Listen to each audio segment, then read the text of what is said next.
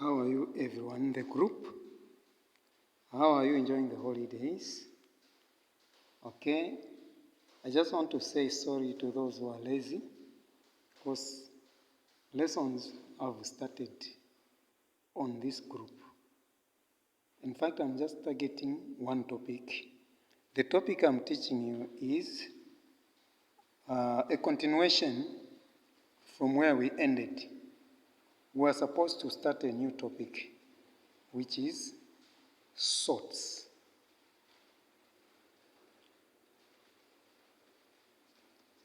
Sorts. Okay? So you have to understand what the term sort mean here. What are sorts? When you hear the term sorts, we are talking about a chemical substance. A salt is a chemical, it's not a physical substance, it's a chemical substance. So even when defining a salt, you start by saying it's a chemical substance. Now, it's a chemical substance which does what? To know what it does or how it is formed, you have to know the reagents that forms it.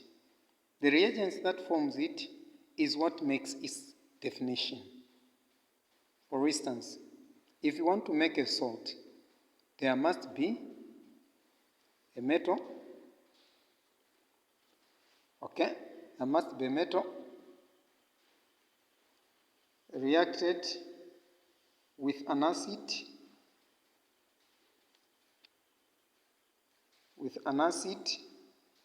then it will give you the salt that you need plus the water. I think you know this, plus water. So, in short, you have to know the metal and the acid that forms the salt of your interest. Okay, so here it's not just the metals that we can use to react with an acid. Sometimes you cannot have a metal, you can have ammonium ions. You know ammonium ions, eh? Ammonium ions plus acid will give you the salt plus water. That's another way. That's another way of making a salt. So these two reagents, this one and this one, they're the ones that make the definition of a salt, including this. So instead of saying these two, you can say these three substances are the ones that make the definition of a salt. Careful.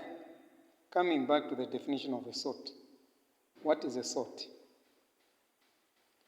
If I give you an example of a metal like magnesium, plus I give you another example of an acid like HCl. Okay, what salt do you think can be formed here? Someone to guess? I'll give you 10 seconds to guess. What salt can be formed here?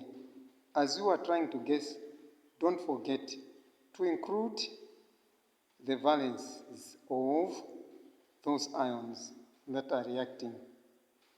Don't forget the valences of a metal and a non-metal. Then you will know. Of course, those who are quick,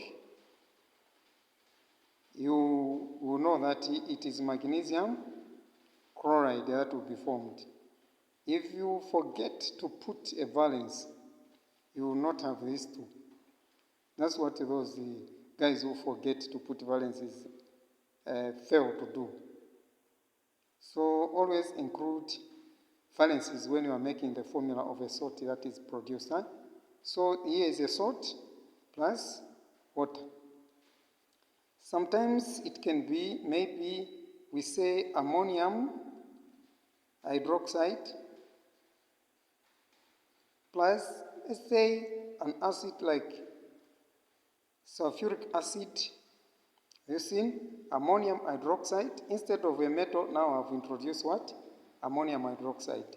Then plus what? Plus the sulfuric acid. It will give us a salt. Again, I want someone to guess. Before I write someone to guess, include the valences. Then you'll be able to write the correct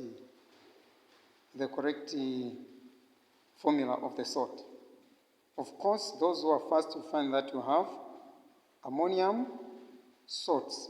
These ammonium salts will displace hydrogen, and therefore ammonium and sulfate will combine to make a new salt.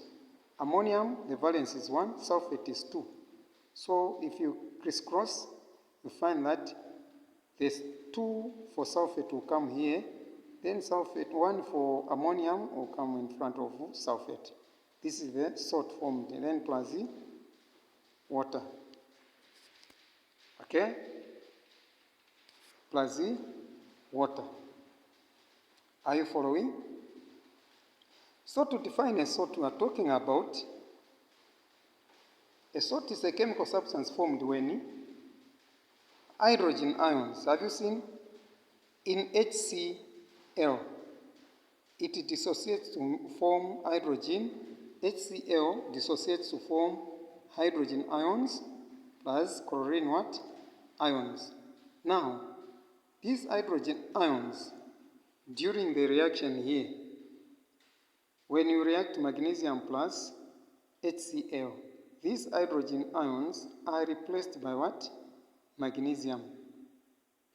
Have you seen it? This metal will displace hydrogen ion in this acid to form this salt. Same applies here. What displaces this hydrogen ion here? This time is not a metal. It is ammonium ions that will displace hydrogen ions. Have you seen it? So if hydrogen ion displaces this, then it will form this salt.